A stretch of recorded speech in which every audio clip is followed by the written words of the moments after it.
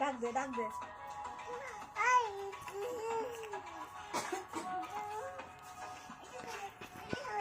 এরম করো এরম করো এই যে তাকাও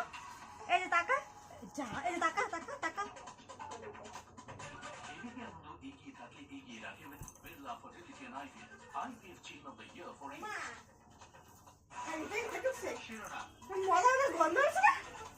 মামলায় জামিন এবার সিবিআই এর জালে হেফাজতে নিয়ে যায় কেন্দ্রীয় এজেন্সি